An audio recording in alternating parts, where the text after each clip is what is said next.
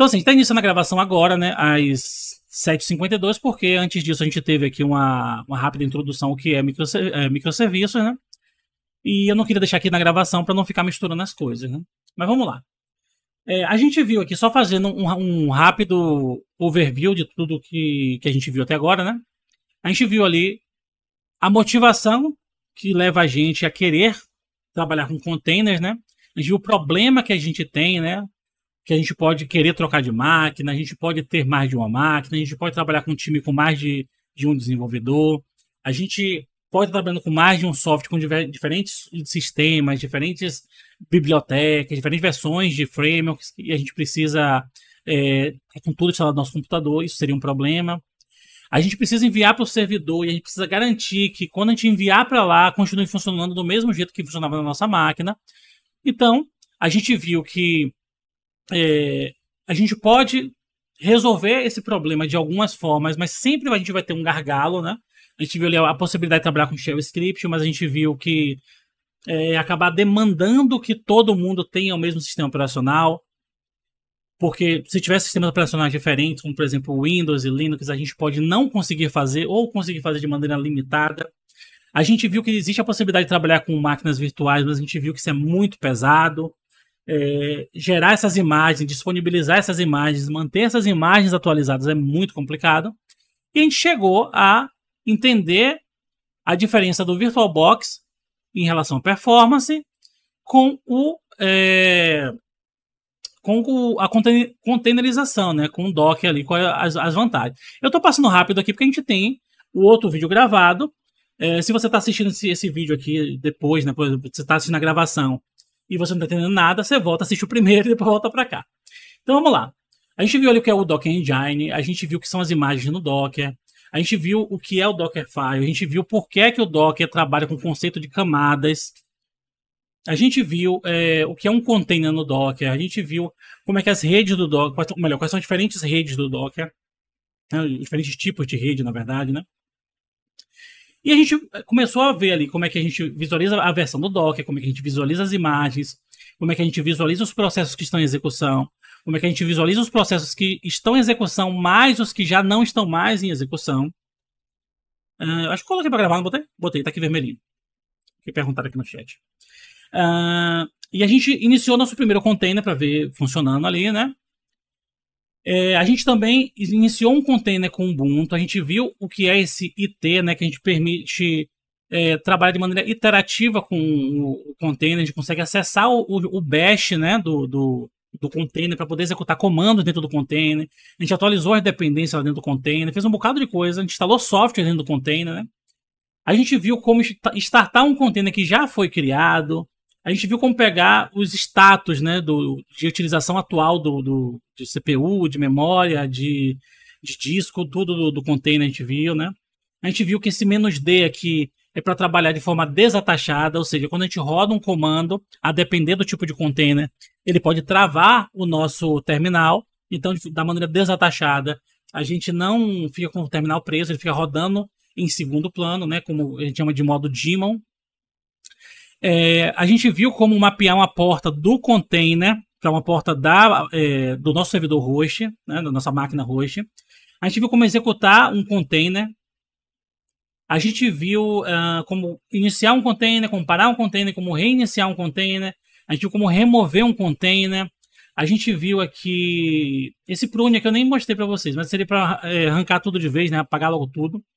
A gente viu aqui como é que a gente pode remover uma imagem. A gente viu um macetezinho aqui para remover várias imagens ao mesmo tempo.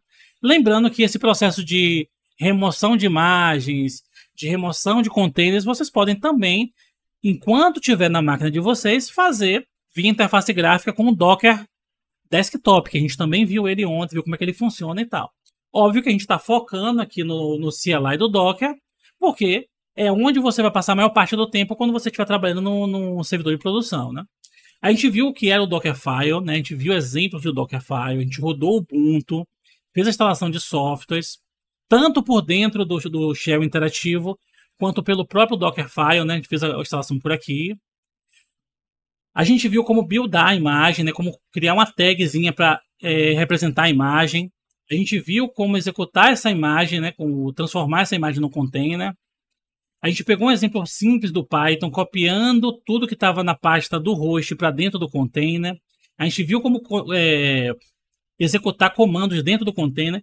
Perceba que, assim, ontem provavelmente foi bastante pesado, mas a gente viu coisa pra caramba. Quando a gente faz esse overview, vocês percebem a quantidade de coisas que a gente viu, né?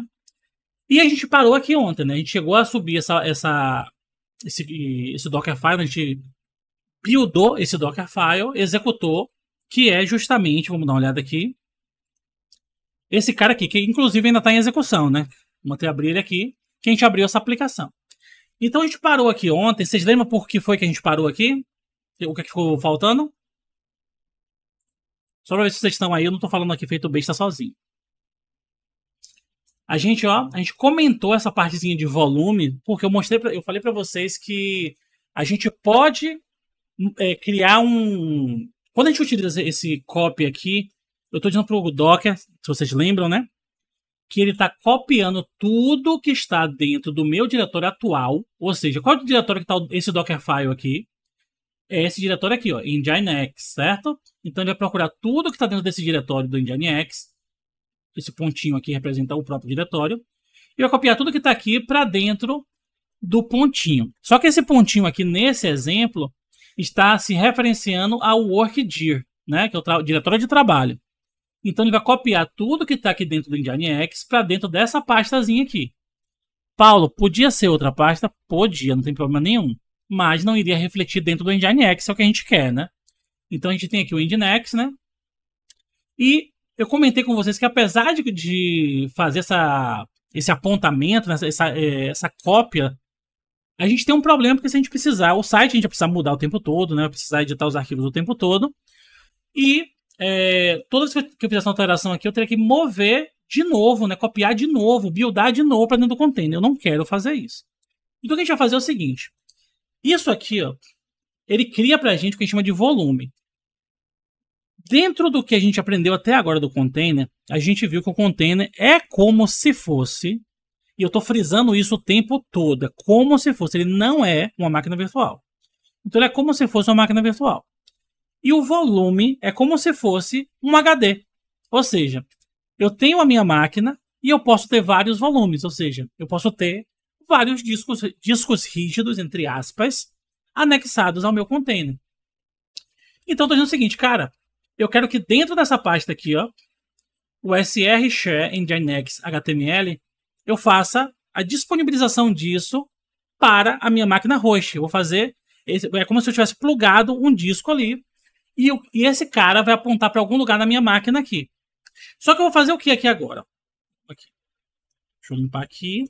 Eu estou dentro de Nginx, né? Curso Docker Nginx. Curso Docker Nginx. Beleza. Eu vou fazer um Docker build -t e vou botar aqui agora Nginx Server. Ah, Paulo, precisa ter esse nome? Não. Precisa ter o nome pode ter o nome que vocês quiserem. Lembrando que se o nome já estiver em uso, deixa eu até parar ele aqui, né? Que eu acabei não estopando. Aqui. E vou até apagar aqui também para não ficar um bocado de coisa aqui na tela e vocês ficarem se confundindo, certo? As imagens eu não vou apagar, porque acaba facilitando o processo de instalação aqui, deixa mais rápido. Né? Então, beleza. Eu vou fazer um build nesse cara aqui. Esse aqui foi super rápido, porque a gente está com a imagem já baixada. Se eu der um Docker Images, eu consigo ver as imagens, inclusive essa nova imagem, que é o Nginx Server. E eu vou fazer o que agora? Eu vou botar Docker. Eu acho que eu tenho até um exemplo aqui, ó. Ver se eu coloquei ele aqui. Não coloquei, mas a gente vai fazer aqui. Basicamente a gente vai fazer o seguinte. Eu vou dar Docker Run e vou dizer para ele rodar essa imagem. A gente já viu que isso aqui, se a gente rodar desse jeito, o Nginx vai travar o nosso terminal. Então eu não quero que isso aconteça. Para que isso não aconteça, eu faço o que aqui? -d. Beleza? A gente já viu também que a gente precisa fazer um apontamento de portas, né? O nosso cara aqui, ó, ele está expondo a porta 80. Então eu preciso pegar essa porta 80 e jogar para o meu servidor, ou para o meu host, né? Então, -p 80, 80, 2.80. Eu poderia fazer 80 dos pontos 80? Poderia também. Poderia fazer 90, 90 dos pontos 80? Poderia, não tem problema nenhum. Mas eu vou colocar aqui 80, 80. E agora eu vou dizer o seguinte. Eu vou passar um novo cara, que agora é novo para vocês, que é o menos V, que de volume. E aí o menos V eu vou fazer o quê? Eu vou pegar a minha pasta atual, ou seja, ponto, barra, 2 pontos, e vou pegar o volume do container. Vou pegar esse cara aqui, ó. E vou jogar aqui. Beleza? Então vou executar aqui. Ele executou rapidinho. Se eu vier aqui, eu posso tanto vir por aqui, dar um docker ps, né, que ele está em execução, mapeando isso aqui, tá belezinha. Como eu posso também vir por aqui e ele também está em execução. Vou clicar aqui só por preguiça de digitar.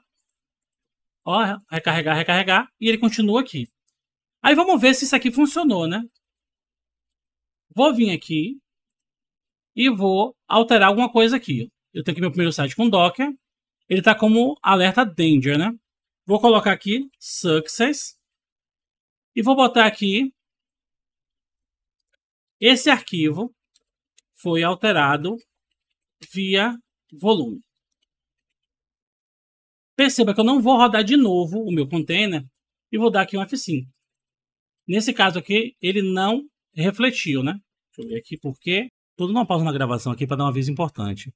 Durante a gravação dessa live, a gente encontrou alguns problemas relacionados a como os volumes do Docker funcionam no Windows e em outros sistemas operacionais. Como na maior parte do tempo eu trabalho no macOS, a forma como a gente passa o caminho dos volumes para o Docker é um pouquinho diferente do Windows. Então, eu tinha esquecido desse detalhe e a gente acabou encontrando alguns problemas. Então, no final do vídeo, eu pensei até em colocar aqui, mas eu vou deixar para colocar no final. Eu vou explicar o porquê dos problemas e como é que a gente resolve isso no Windows. Valeu! Tem alguma coisa muito estranha aqui. Eu vou ter que ver aqui porque que isso aqui não está funcionando, pessoal. Isso aqui, infelizmente, dessa vez eu vou ficar devendo. Eu vou ter que colocar aqui depois um adendo. De repente eu edito o vídeo, coloco aqui. Para vocês verem, e aí eu falo lá. Mas era para estar funcionando desse exato jeito aqui. Deixa eu ver se tem algum outro comentário aqui, alguma outra coisa. Não, é exatamente isso aqui. Agora, por que esse cara não está funcionando? É que, sinceramente, eu não sei.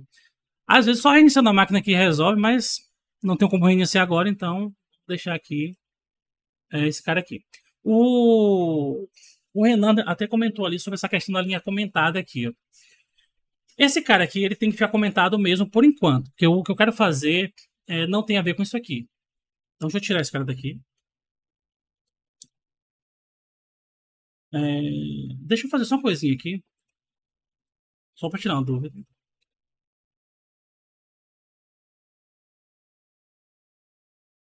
Se ele tá refletindo. Não tem nada a ver com isso aqui, não. Essa parte tá estranha. Não sei porque ele tá criando isso aqui. Mas, enfim, né? Cadê? Vamos lá. Esse cara aqui, ó. É o seguinte. Eu copiei tudo que estava dentro do meu Nginx para dentro da minha pasta de trabalho. Beleza? Só que esse cara aqui, ó, eu tenho um arquivo chamado nginx.conf, que ele foi mandado por aqui meio que sem noção, né? Ele não era para estar ali. Porque ele estando ali ele estando dentro desse diretório aqui, ele não faz a menor diferença. O que a gente vai fazer aqui? Eu vou dizer que eu quero pegar esse endereço. Perceba que como eu não coloquei aqui barra, não botei ponto, não botei nada, ele vai pegar exatamente o diretório atual. Ou seja, ele vai procurar dentro do diretório atual um arquivo chamado nginx.conf, que é esse cara aqui, e vai mover para dentro, lá do container, da pasta etc nginx.conf. Beleza? Então eu vou rodar isso aqui de novo. Deixa eu ver aqui.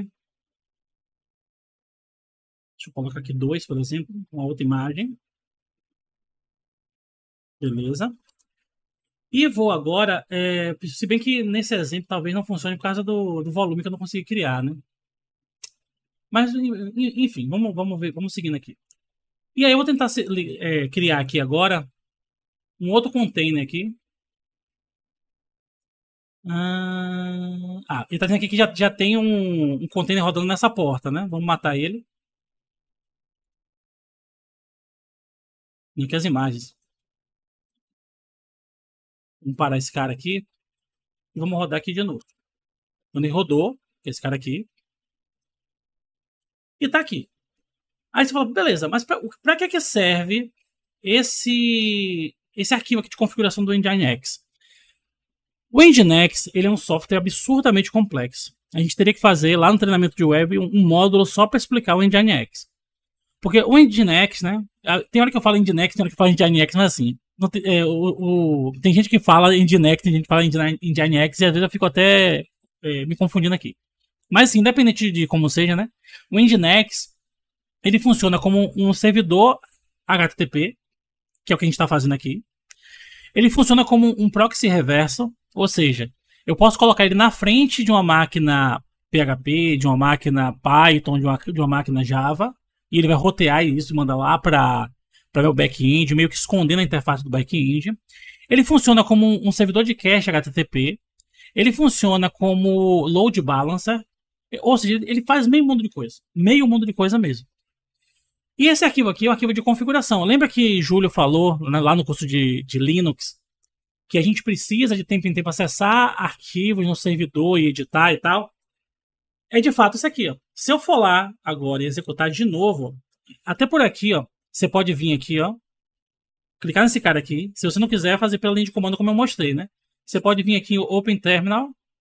E se eu der um pwd, perceba que eu estou dentro dessa pasta de trabalho aqui do Nginx, ó. Se eu der um ls, eu estou dentro dessa pasta. Só que esse arquivo aqui, nesse exemplo, como falei, ele não teria que estar ali, né? Nesse exemplo aqui, ele é inútil para mim, porque nesse local aqui, ele não serve para mim.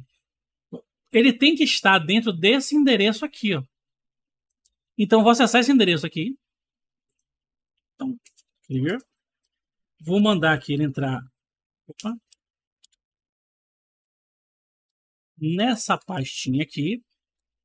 E se eu der um nano aqui, a gente já viu que esse cara, ele não tem... Opa! Nginx. Ele não tem o nano aqui. Porque esse container é absurdamente compacto. Ele não tem tudo que a gente precisa. Então eu vou simplesmente fazer um cat nele.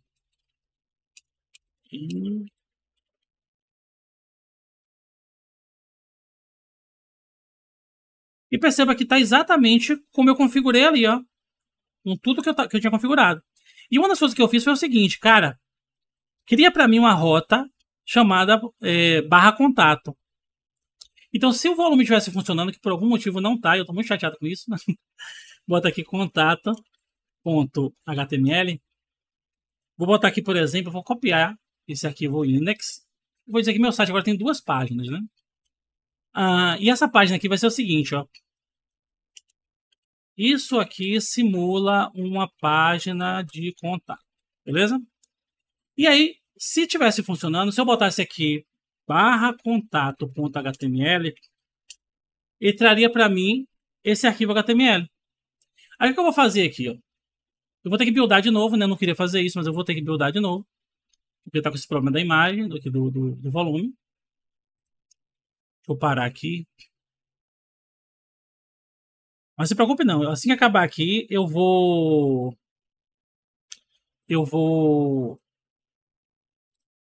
antes de subir o vídeo, eu vou ver o que está acontecendo. E aí eu edito, coloco na partezinha lá como é que resolve esse problema do volume. Podem ficar tranquilos. Vocês não vão ficar sem esse conhecimento, não. Aí vamos parar aqui também, matar aqui. Né? Show. E aí, deixa eu fazer uma coisinha aqui.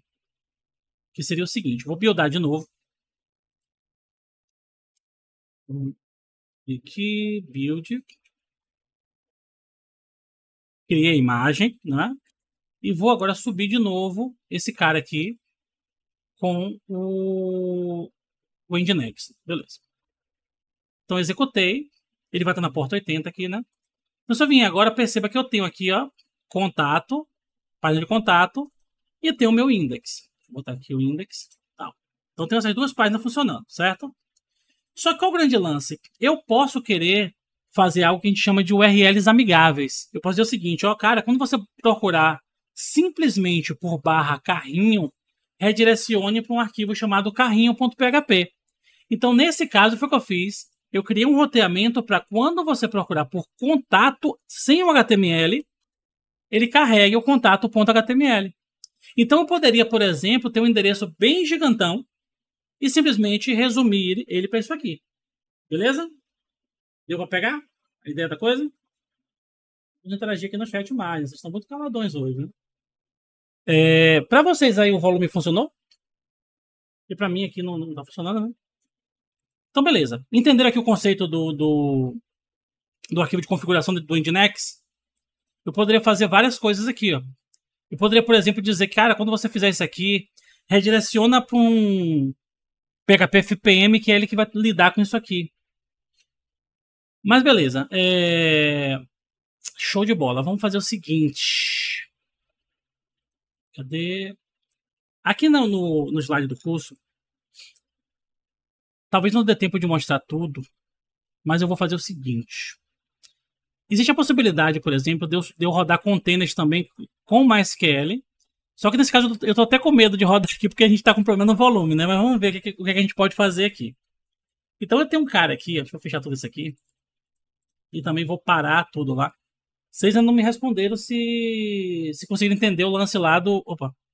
Se conseguiram entender o lance lá do arquivo de configuração do Nginx. Como eu comentei, se não conseguirem entender, coloca aí. Ó, Paulo, não entendi muito bem não, tal, que depois eu faço um vídeo explicando somente sobre isso, né? Mas vamos lá. Aqui dentro do MySQL também tem um arquivo Dockerfile. E esse cara aqui tem uma coisa bem interessante que é o seguinte, ó. Eu quero o arquivo ainda. Ah, é verdade. Agora é tarde. Eu mexi no arquivo errado, mas agora é tarde. Cadê aqui? Esse Dockerfile aqui, ele vai ser criado a partir de uma imagem base do MySQL, que é uma imagem oficial do MySQL, né? Lá no Docker Hub. E a gente vai criar aqui o que acho que foi o Michel que perguntou lá no curso de Linux, né? Sobre variáveis de ambiente. Então, basicamente é o seguinte. Você pode criar uma variável especial que ela não está no seu código. Ela está no ambiente, ou seja, ela está no sistema operacional. E aí você pode pegar e colocar alguma informação nessa variável. Então, qualquer programa do seu computador, qualquer linguagem de programação que esteja executando ali no seu computador, pode ler o conteúdo dessa variável, né? Então, nesse caso aqui, eu estou criando um container e dizendo, cara, já cadastra aí no container essas variáveis de ambiente aqui. Por quê? Porque esse container aqui, ele consegue ler essas variáveis e já setar isso para o MySQL que está lá dentro. Então, eu estou dizendo, cara, a minha senha do meu root vai ser root password. O meu banco de dados, eu já vou iniciar o container com um banco de dados criado chamado área do código DB. Eu já vou criar um container, ou melhor, um usuário chamado admin e uma senha com valor 123456. Só que eu quero também fazer o seguinte, eu quero executar um script inicial, ou seja, eu quero que você vá lá na minha pasta e pegue um arquivo chamado init.sql, que é esse arquivo aqui. E copie esse arquivo para dentro de /docker entry point -initdb.d. E, por fim, exponha a porta 3306, que é a porta padrão do MySQL. Se eu estivesse criando um container do zero, a partir de uma imagem do Ubuntu, por exemplo, ou do Fedora, do que seja, e eu instalasse aqui dentro, por meio dos comandos, o MySQL, eu precisaria rodar isso aqui, um comando, para fazer com que o serviço do MySQL fique ali rodando. Nesse caso, eu não preciso, porque essa imagem já é a imagem oficial, então ele já faz isso aqui por padrão. Por isso que eu deixei comentado aqui só para explicar para vocês, mas a gente não vai executar esse cara. Então, o que a gente vai fazer agora? Eu vou entrar na minha pasta do cd /MySQL. Tenho aqui meus arquivos e eu vou fazer a mesma coisa que a gente fez lá, né? Docker build -t meu MySQL e vou dizer que eu quero buildar a partir do meu diretório atual. Então, beleza. Ele já está até dizendo aqui algumas coisinhas interessantes, ó. Está dizendo que informações sensíveis, como essa daqui, não é interessante que você utilizasse como variável de ambiente, né? Mas beleza, como a gente quer só para uso acadêmico, né? Só para a gente estudar aqui. Não nos preocupar muito com isso agora. Num servidor de produção, a gente tem que ter alguns cuidados a mais. Então, o que a gente vai fazer aqui? Eu já tenho a minha imagem pronta e eu quero agora executar a minha imagem, né? Então, se a gente vier aqui no slide, ó, acho que eu até coloquei para vocês aqui. Eu posso, cadê? Executar o meu container. Vou rodar um Docker Run, né? Então, Docker Run -d para ficar desatachado. E o meu container, a minha imagem foi com que nome? Foi meu MySQL, não foi? Meu MySQL. Então, meu tracinho MySQL. Então, executei. Se eu vier aqui, meu MySQL está em execução. Beleza. E o que eu vou fazer aqui? Ó, Docker PS. Vou pegar esse cara aqui e vou fazer o seguinte. Ó, Docker, executa para mim de forma iterativa esse cara aí. Que é justamente o que a gente teve aqui. Ó. Aí você bota aqui, ó, /bin /bash, ou no nosso caso aqui eu botar simplesmente bash, que ele já deve funcionar. Então funcionou. Eu estou rodando agora o container do MySQL, que foi isso que a gente acabou de criar. Aí eu até coloquei um passo a passo para vocês aqui, que é o seguinte, ó. Para vocês acessar o utilitário do MySQL dentro do container, eu posso utilizar o utilitário CLI do MySQL, ou eu poderia utilizar um software aqui fora, por exemplo, o RaidSQL, para poder conectar com o container. Só que se eu fizer do jeito exato que eu fiz aqui, eu não consigo fazer isso. Eu não consigo me conectar com o container, porque eu não mapeei as portas, né? Eu fiz a exposição da porta 3306, mas eu não mapeei para a porta 3306 cá de fora. Então, eu não conseguiria acessar. Eu vou acessar aqui por dentro, né? Então, vou botar aqui, ó. MySQL determina que o usuário, ou seja, esse tracinho U, eu vou dizer que o que eu vou escrever agora é o usuário, nesse caso é o admin. E a senha, eu não vou digitar aqui. Eu poderia digitar aqui, ó, 1, 2, 3, 4, 5, 6. Iria funcionar. Mas não é interessante que você digite isso aqui, por quê? Para esse exemplo não tem problema. Só que, lembra que Júlio falou lá no curso de Linux, que tudo que você digita no Bash fica no histórico. Então, de repente, outra pessoa que tiver acesso ao seu computador pode simplesmente acessar o histórico e ver todas as senhas que você digitou. Então, eu vou simplesmente colocar P, não vou digitar a senha, né? Lá exatamente o history, né? Lá no histórico. Vou botar somente P e vou dar Enter. Aí ele pergunta, digite aqui, porque aqui é seguro a sua senha. Aí eu vou digitar aqui, ó, 1, 2, 3, 4, 5, 6. Eu digitei, só que ele não mostrou nada. Vou dar Enter e ele entrou no MySQL. Se você caiu nessa tela aqui, significa que você está com o MySQL rodando. O que eu vou fazer agora? Se eu estou com o MySQL rodando, eu posso querer ver os meus bancos de dados. Então, show databases. E ele mostra para mim o seguinte, ó, cara. Você tem os seguintes bancos de dados aqui, ó. Um banco de dados chamado área do código DB, um chamado Information Schema e um chamado Performance Schema. Beleza? Então, show de bola. Vou dizer que eu quero utilizar, né, área do código DB. E vou dar um ponto e vírgula no final. Vim aqui, ele disse que o meu banco de dados foi selecionado, né? Na verdade, não, Renan. Porque assim, a área do código DB é o nome do banco. Se eu der um select from área do código, ele não vai achar, porque esse não é o nome da tabela. Então a gente tem que fazer o select a partir da tabela. Aqui por enquanto, é só o nome do banco. Então eu vou fazer o seguinte aqui agora. Ó. Show tables. E ele diz, cara, você tem uma tabela nesse banco chamada alunos. Aí você fala, oxi, veio da onde? Tá aqui, ó, alunos. Então, esse arquivo aqui foi executado. E esse arquivo fala o quê? Cara, cria um banco de dados para mim, se ele já não existir, chamado área do código DB. Então, beleza. Se já existe, ele não vai criar. Se não existe, ele vai criar. Depois, use esse banco, crie uma tabela lá dentro, se já não existir uma, chamada alunos, com essa instrução aqui.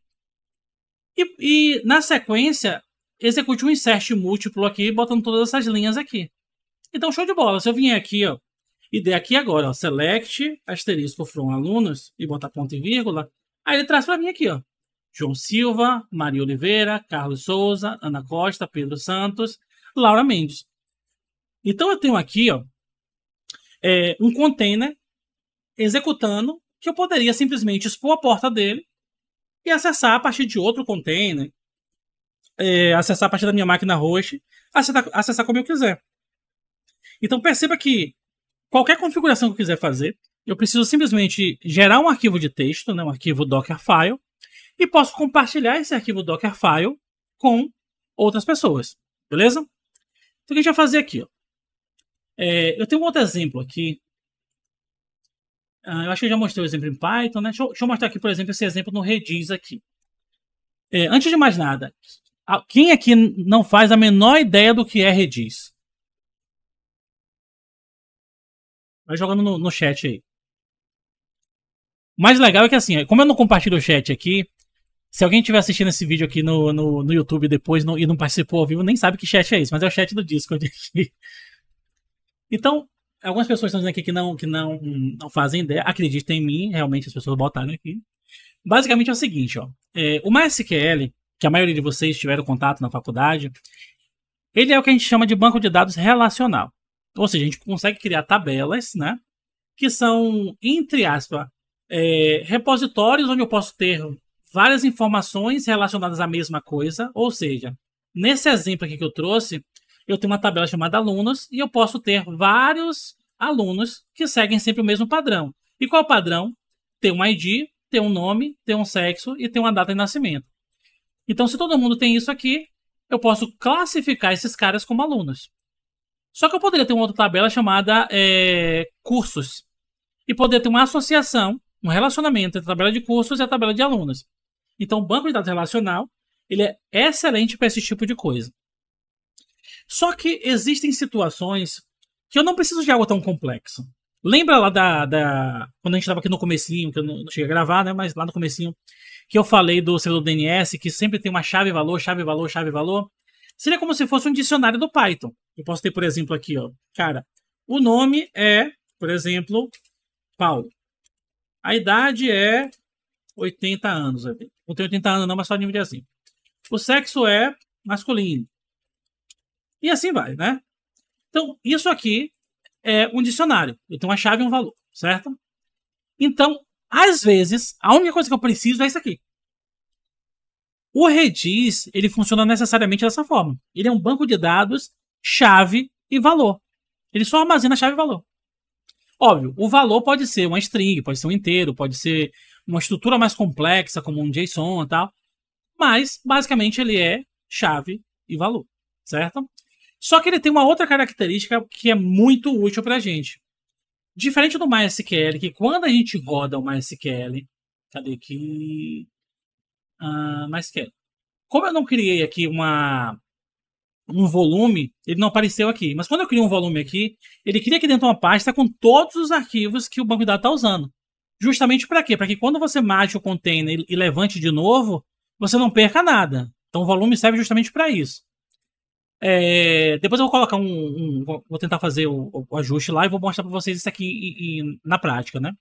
Mas assim, como esse cara não armazena no disco, ele tem a capacidade de armazenar no disco, né? Ele precisa armazenar em algum lugar. Mas que ele armazena no disco, mas o Redis não armazena no disco, né? Como eu falei, tem a capacidade de armazenar, mas ele normalmente não armazena. Então essas informações só ficam na memória. Ou seja, você abre o Redis, ele carrega um espaço lá em memória, e tudo que você vai salvando no Redis, ele vai salvando na memória. Só que por ser na memória, ele tem uma vantagem e uma desvantagem. A vantagem ele é brutalmente rápido. Por quê? Porque os pentes de memória são absurdamente mais rápidos do que um HD. E também, por mais que os SSDs sejam mais rápidos do que um HD, ainda assim um SSD é absurdamente mais lento do que uma memória. E o barramento, a distância, tudo isso influencia também, né? Então é muito mais rápido acessar coisas da memória do que acessar coisas do disco. Só que ele tem uma desvantagem. Pelo fato dele estar rodando na memória, se eu desligar a máquina e ligar de novo, a gente sabe que tudo que estava na memória é perdido, né? Eu até posso configurar para ele poder fazer um backup no disco e tal, mas não é esse o caso, certo? Então, para que eu quero algo que só roda na memória. Ele é muito bom para armazenar informações que precisam ser persistidas por um espaço de tempo, né? Ele não precisa ser armazenado para sempre, é por um tempo específico. Pensa o seguinte, eu até tenho uma apresentação, um vídeo, vou até mostrar para vocês aqui. Área do código YouTube.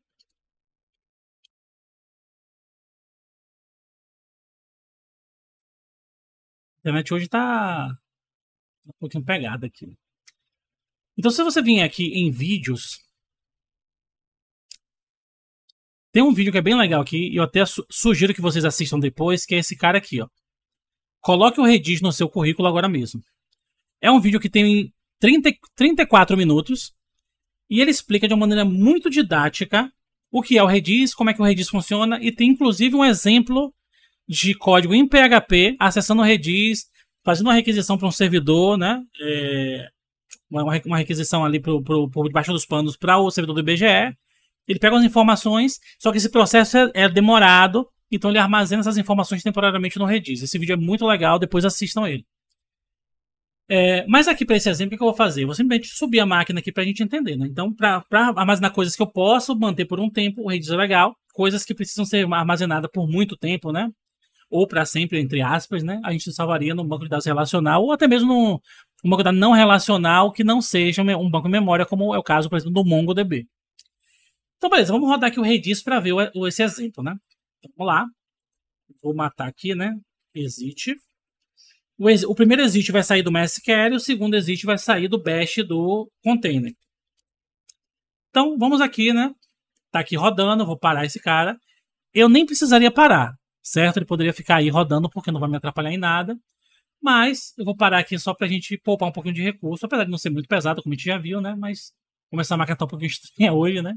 É bom a gente poupar. Então o que a gente vai fazer? Lá no slide, deixa eu voltar aqui. Eu tenho um exemplozinho aqui. Tá, eu nem falei sobre isso aqui, ó. Em alguns casos, você precisa modificar a senha do seu usuário, né? Lá no MySQL. Se esse for o caso, você pode acessar esse cara aqui como root, né? Você tem aqui o root. E você pode passar a senha root que está lá no arquivo do Dockerfile. E uma vez que você acessar, você pode rodar esse comando aqui, alter user, você passa o nome do user, no caso aqui, por exemplo, admin, que era o que estava ali, e aí você botaria uma outra senha aqui, e depois você faria um flush privilege, né? Você iria tipo recarregar os privilégios para poder garantir que o que você fez aqui refletiu, né? Isso aqui é só para caso você tivesse algum problema e tal. Inclusive isso aqui serve para o MySQL mesmo que não estivesse rodando num container. Outro problema que você pode ter é se você estiver utilizando, por exemplo, o dbeaver, às vezes tem esse probleminha aqui, né, com você está utilizando com container. Você tem que marcar esse cara aqui, ó, como true, né? Ele vem por padrão como falso, tem que botar como true, senão ele não conecta. Mas vamos lá. Deixa eu ver aqui. Pronto, esse cara aqui. O que é que eu vou fazer? Lembra que eu falei que tinha um conceito de redes no Docker? Só ver aqui o chat rapidinho. Onde estou estagiando uso Redis em parte de uma solução que tem request na casa dos milhões. Então, é justamente isso. Rapaz, assim, ó, todas essas ferramentas, geralmente a gente usa para alguma coisa, mas eles têm muito mais utilidades, né? A gente pode, inclusive, trabalhar com seção de aplicações monolíticas no Redis. Isso é interessante porque, por padrão, o PHP trabalha com seções, por exemplo, em disco. Você poder jogar para a memória que você ganha performance. E também quando você trabalha em sistemas distribuídos, é interessante que você não tenha a seção armazenada no disco. Porque aquele disco não está sendo compartilhado com as outras partes do seu microserviço. Então é interessante que esteja na memória e aquele Redis seja um ponto único ali. Óbvio que depende de uma série de fatores, porque se a gente for ser muito purista em relação ao microserviço, cada microserviço tem que ter seu banco separado e tal. Mas não é esse o caso aqui. Até porque poderia ser não necessariamente serviços diferentes, né? Poderia ser o mesmo serviço, só que em servidores diferentes para fazer um load balance ali ou coisa do tipo. Mas vamos voltar aqui. Então, para que eu possa fazer com que o PHP se comunique com o Redis, eu preciso criar uma rede. Então, vou rodar esse comando aqui, ó, docker network create, e vou passar um nome aqui específico, né? Então, vamos lá. Docker network create. E eu posso passar o nome que eu quiser. Eu vou botar o meu nome que tá aqui, né? php-redis-network.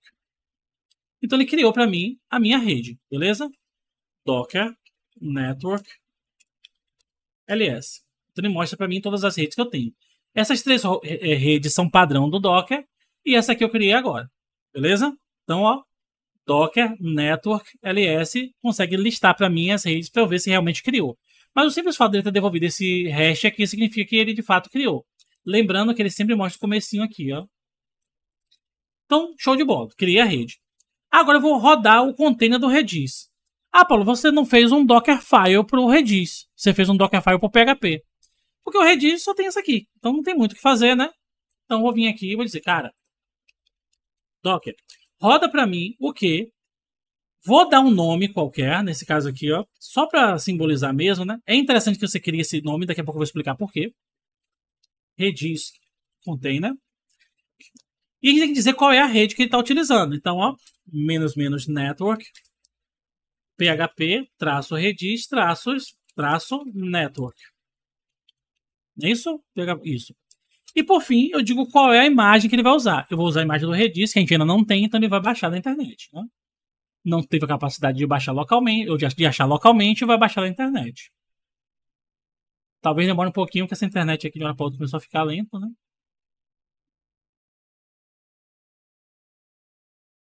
Então, beleza, ó. Se eu vier aqui no meu. Cadê aqui? No meu Docker Desktop, perceba que o meu Redis container já está em execução. Beleza? Só que eu não mapeei as portas. Se eu não mapeei as portas, como é que a minha máquina, meu outro container, ou o que seja, vai acessar esse cara? A gente vai entender agora. Vamos lá executar esse cara, né? Deixa eu voltar aqui. Vou pegar aqui, vou deixar ele rodando aqui, né? Que eu não coloquei o "-d". Fui leigo. Vou botar aqui, ó, Docker PS para pegar o processo, o ID dele, né? Tá, Docker, executa para mim de forma iterativa esse cara aqui. Então aqui, ó. Quando eu rodei aqui, ó, eu tinha colocado esse T aqui, ó. Por isso que ele estava dando erro ali. Então o jeito certo é esse aqui, ó. Exec IT. O AI é para quando a gente roda com start. Então aqui, rodei, beleza?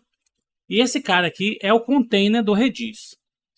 Então se eu vier aqui e rodar dentro desse cara já tem algumas coisas instaladas. Uma dessas coisas é o servidor do Redis.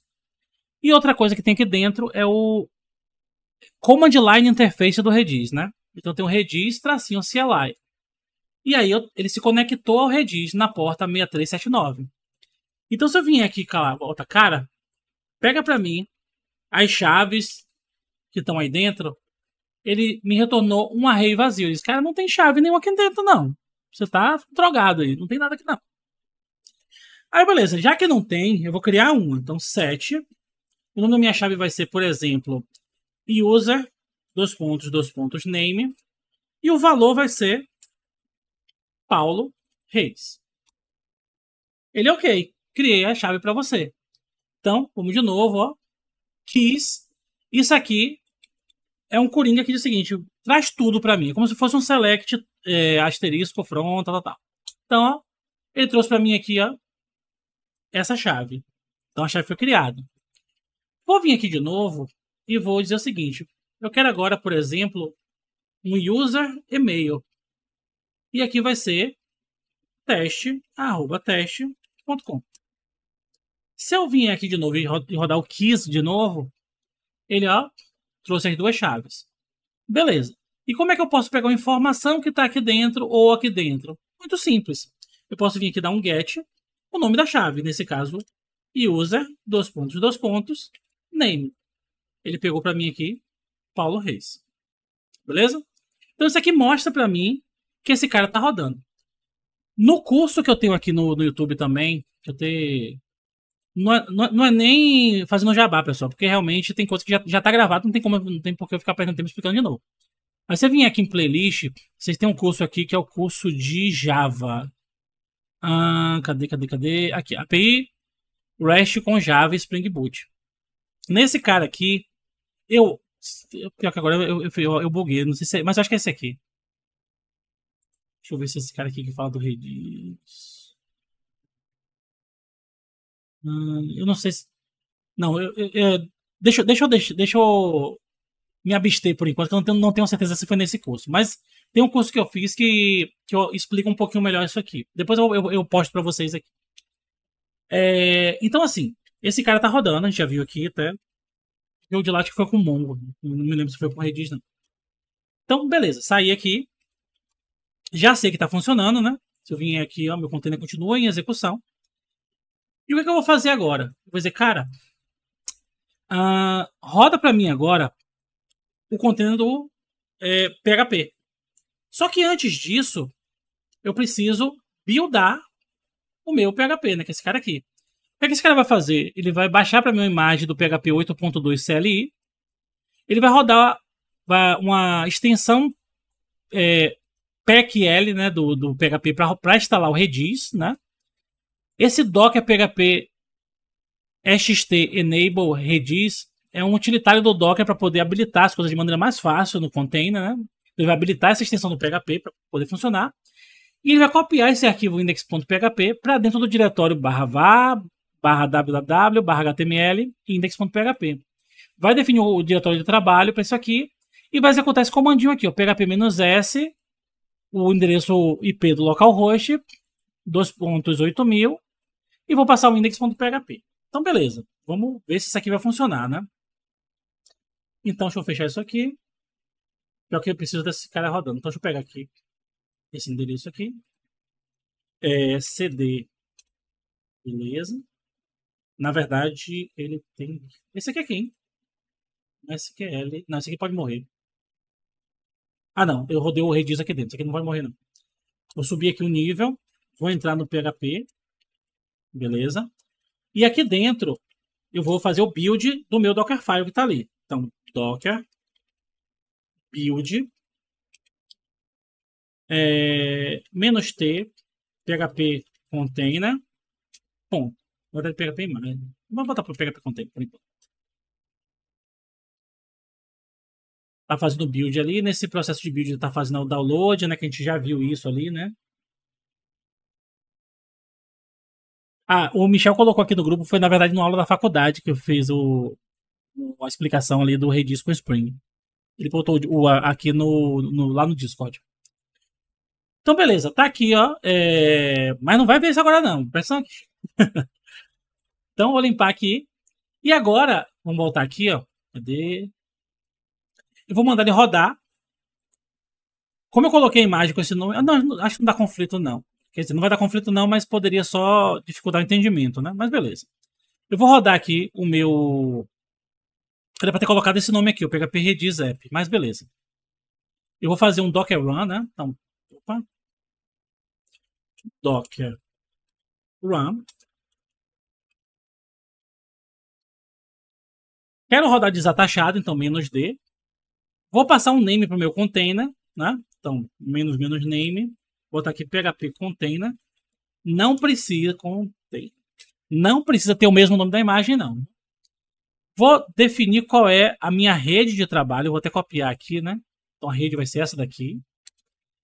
Depois eu vou mapear as portas. Como eu estou levantando lá dentro a porta 8000, eu vou mapear para 8080 daqui, né? Ou para 8000 também, né? Vou botar aqui, por exemplo, ó, -p. A 8000 da minha máquina, eu quero para 8000 do container. E por fim, eu quero pegar o nome do container que eu criei. No meu caso, como é o nome da imagem que eu criei. No meu caso aqui, essa imagem foi a PHP-container. Só, assim, isso aqui é só uma coincidência, né? Acabei colocando o mesmo nome, mas aqui é a imagem, aqui é o container, certo? Então, executar aqui. Ele disse que executou de boa. Se eu for lá no meu container, ou aqui no meu Docker desktop, eu tenho um Redis rodando e tenho o PHP rodando, certo? Só que o que eu vou fazer agora? Eu vou acessar esse cara aqui. O de cá não está exposto, vou pegar o de cá. E tá botando aqui, ó, área do código. Beleza? Aí você fala, oxe, de onde está vindo essa informação? Se eu vier aqui, ó, o que eu estou dizendo? Cara, peraí, a coisa está errada aqui. Área do código. Redis. Desculpe, eu peguei o Dockerfile errado. Ô, merda, eu peguei esse cara aqui. Deixa eu voltar aqui, porque é muita pasta, me perdoe, gente. Deixa eu derrubar aqui. Cadê aqui esse cara? Hoje eu posso manter rodando. Vou excluir ele aqui. Deixa eu até apagar também essa imagem aqui, porque não é essa que eu quero. Aqui dali é uma outra bem simplesinha, né? O que eu quero, na verdade, está dentro de Redis. Então, eu tenho que sair desse container, né? Então, cd, ponto, e vou entrar em Redis. É aqui que está o meu Dockerfile e o meu PHP. Então, vou fazer o build de novo. Vou até pegar aqui para não precisar digitar de novo. Então, para ficar diferente, vou colocar aqui só imagem, né? Ou image, né? PHP image. Então, docker build tal. Tô fazendo exatamente a mesma coisa. Só tô precisando fazer de novo porque eu fui leigo aqui. Não percebi que eu tinha entrado na pasta errada. Era para entrar na pasta Redis. Ó, tá até pegando aqui o comandinho que a gente tinha. Coisa. Perceba que tá sendo mais demorado agora, né? Justamente porque ele tá fazendo essa instalação aqui. Beleza. A gente vai aguardar um pouquinho, que ele vai terminar aqui a instalação.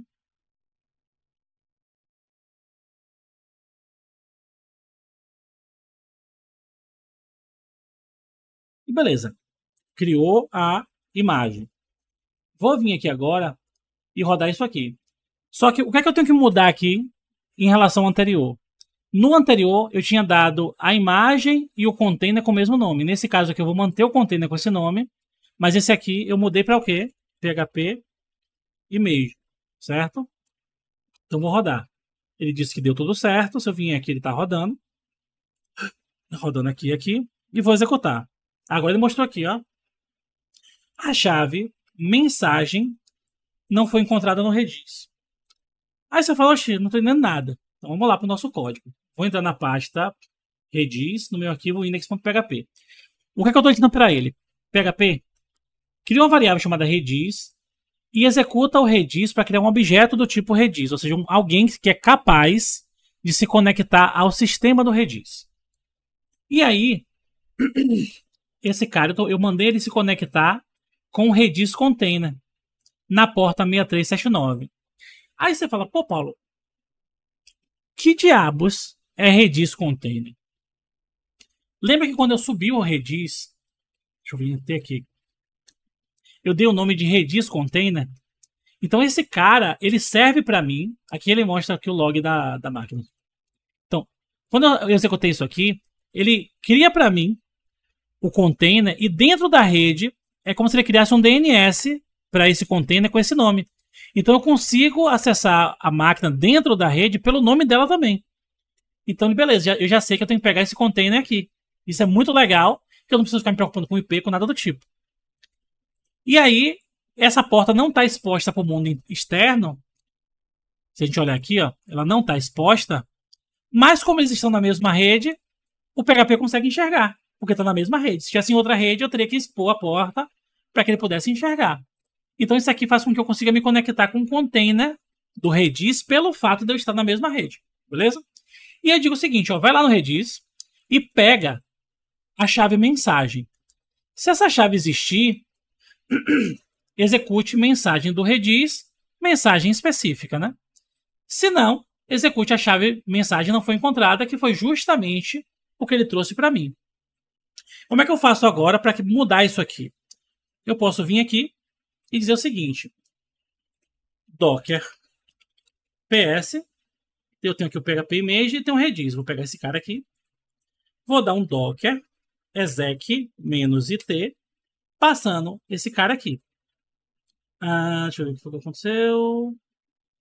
Execute comando em um cara que está em execução. Faltou o bin bash, né? /bash. Então, esse cara aqui em execução, eu vou dar novamente o que? O Redis CLI. Que eu consigo acessar a interface do Redis. Tem um cara, que é esse cara aqui, ó, chamado Redis Insight. Se você tivesse exposto a porta do Redis para o seu host, você poderia se conectar com o Redis com esse cara aqui. E aí seria muito mais fácil ficar gerenciando o Redis. Como eu falei, mais pra frente, quando a gente tiver tempo, fazer um curso, mais coisas, a gente consegue passar tudo isso, né? Mas vamos lá. Ó. Cara, pega pra mim todas as chaves que tem aqui. Então ele trouxe essa aqui. Ou seja, realmente não tem uma chave mensagem. Então, vou criar essa chave aqui agora. Então, set é mensagem ou mensagem? Mensagem. Mensagem. E a mensagem é: sejam todos bem-vindos à área do código. E vou fechar aqui esse cara. Então, beleza. Se eu vier aqui e puxar todas as chaves, agora tem uma chave chamada mensagem. Se eu recarregar aqui, mensagem do Redis, sejam todos bem-vindos à área do código. Ou seja, da mesma forma que foi o Redis, poderia ter sido o MySQL. Poderia ter sido o MongoDB, poderia ter sido o Kafka, o RabbitMQ, poderia ter sido qualquer coisa. Poderia ter sido outra aplicação Python, uma outra aplicação Java, eu fazia a conexão ali via curl ou via qualquer coisa que eu quisesse. Dá para fazer aqui. Então, assim, essa é a grande vantagem do Docker, né? A gente consegue levantar tudo isso aqui de uma maneira relativamente simples. Óbvio que a gente viu um bocado de comando aqui, a cabeça de vocês deve estar fervendo com meio mundo de coisa e tal. Mas agora eu vou deixar aqui, ó, a gente já terminou o horário, mas eu vou pedir para vocês mais uns minutinhos aí. Só me confirma se vocês estão aí ainda, que tá todo mundo caladinho aí. Joga no chat aí, eu tô aqui ainda na resistência. Digita aí resistência, só pra saber se vocês estão aí. Então o que eu vou fazer aqui, ó. Vou derrubar todo mundo aqui.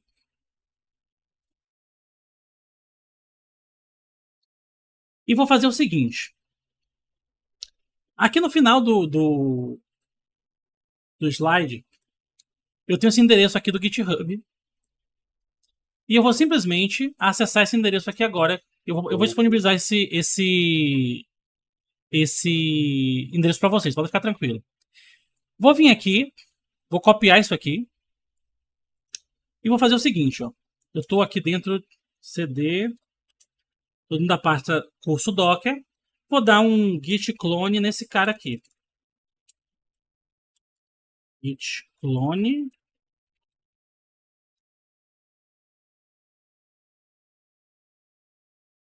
Beleza. Se eu der aqui um ls, ele criou para mim aqui, ó, essa pasta curso Docker área do código. Então, se eu vier aqui, ó, eu tenho mais uma pasta aqui agora que é o curso Docker área do código. E dentro dessa pasta eu tenho essa pasta Docker Compose. E aqui eu tenho o MySQL, né? Tenho aqui o MySQL Data, que aqui já é um volume funcionando, né? Tenho aqui um PHP, eu tenho um bocado de coisinha aqui dentro, né? Tem um arquivo Dockerfile, né? Tal. Só que eu tenho esse arquivo aqui, o Docker Compose. O que esse cara faz? O Docker Compose, de uma maneira muito sucinta, é um orquestrador, né? Ele é um cara que consegue levantar vários serviços do Docker, gerenciar vários serviços do Docker, e aí a gente consegue levantar tudo de uma vez só, se a gente quiser. E até dizer, cara, levanta esse aqui depois desse, se esse aqui cair, você faz isso. A gente consegue fazer isso de uma maneira muito, muito fácil. Então, basicamente, eu estou dizendo o seguinte, cara, eu quero criar alguns serviços Docker. Quem são esses serviços? Um desses serviços é o serviço PHP, e esse serviço PHP eu vou chamar de o container, né, de ADC PHP. Seria a área do código PHP. Beleza? O build dele vai estar dentro da pasta PHP. Ou seja, dentro da pasta PHP tem um arquivo Dockerfile. Então, o contexto dele é a pasta PHP. Vou criar também um volume jogando tudo que está dentro da pasta PHP para dentro da pasta var www HTML. Vou dizer que ele depende do MySQL, ou seja, ele só pode subir depois que esse outro container aqui de baixo subir. Certo? Vou expor a porta dele 80, para mim é 80k de cima, e vou criar uma rede chamada App Network. Vou levantar um outro container do PHPMyAdmin, né, que eu vou dar o nome de ADC PHPMyAdmin. Vou criar umas variáveis de ambiente, nesse caso aqui eu vou deixar sem isso aqui para que eu possa digitar a senha ali, né, tal. Vou também mapear as portas, nesse caso eu vou botar 8081 para 80 desse container. E vou dizer que ele também depende do MySQL, ou seja, ele só pode subir depois que o MySQL subiu, né?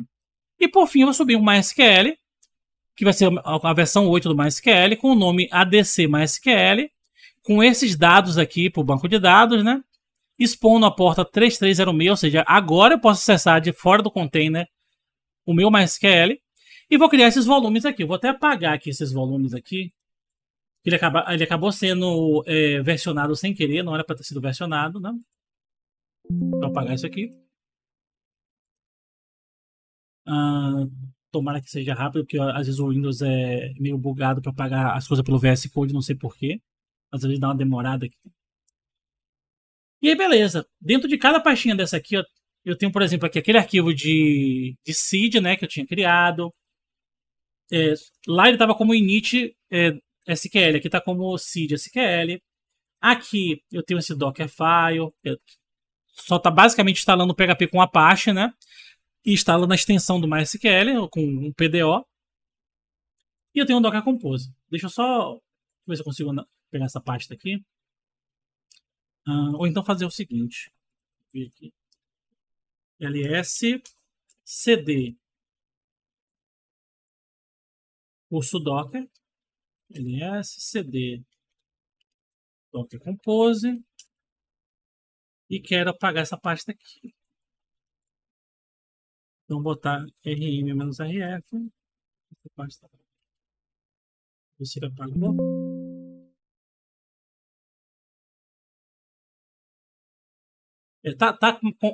Tá processando aqui ainda, mas perceba que ele apagou a pasta aqui. Então tá de boa pra gente. O que eu vou fazer agora? Vamos aqui nesse cara aqui. E perceba que eu não tenho aqui eu acabei não colocando a instrução. Mas a instrução seria o seguinte, ó. Dentro da pasta onde eu tenho o meu Docker Compose YAML, eu vou dar um Docker Compose Up. E agora a mágica acontece. Perceba que, como eu tinha dito, que primeiro ele precisava baixar o MySQL, perceba que mesmo que o MySQL estava no final da lista, ele rodou primeiro o MySQL e agora está startando o PHPMyAdmin, né? E o PHP aqui no final, né? Ó. Tá ali rodando a extensão do MySQL que eu tinha comentado, né? Tá ali instalando tudo. Então, esse é o melhor dos cenários, né? Você vai criar um arquivo Dockerfile. Imagina que você está criando uma aplicação PHP. E você precisa do MySQL, do Redis, do PHPMyAdmin, de um bocado de coisa. Você vai criar, você vai compor o seu arquivo Docker Compose e vai chegar pro cara e dizer o seguinte: cara, toma esse arquivinho aqui de 2 KB, roda ele, que ele vai instalar tudo que na sua máquina que você precisa para rodar minha aplicação PHP. Ah, Paulo, serve com Laravel? Serve, e inclusive o próprio Laravel já traz um arquivo de instalação do Docker. Tá? Então vamos voltar lá. Deixa eu ver se acabou. Beleza. Tá. Então, vindo aqui, ó, perceba que agora, como ele é um Docker Compose, ele não mostra os containers separados, ele mostra é como se fosse um bloco de containers. E quando eu abro aqui, ó, ele mostra que todos os meus containers estão em execução. Então, se eu rodar esse container aqui, por exemplo, ó, ele já traz para mim minha listagem de alunos, que está vindo de onde? Está vindo do meu arquivo.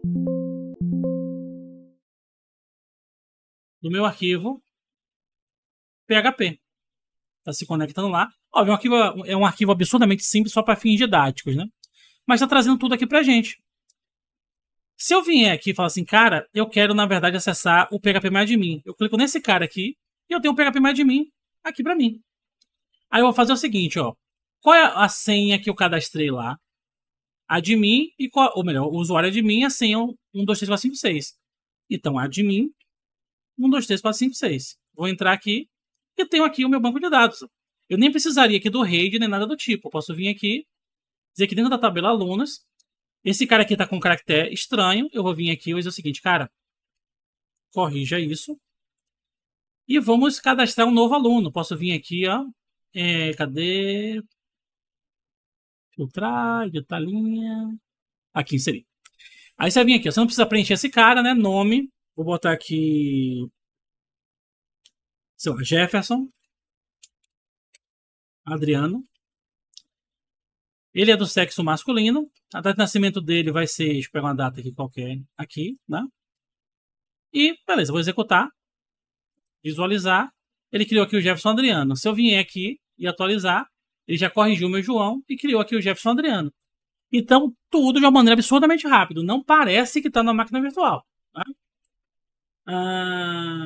Como vejo isso na CLI? Se você vier aqui na CLI, né? Cadê aqui? Aqui. Ele vai estar aqui, nesse caso aqui, com o processo preso, né? Vou botar aqui Docker PS e ele mostra aqui para mim. Ó. Eu tenho aqui o PHP, eu tenho aqui o PHP MyAdmin e tenho aqui o MySQL.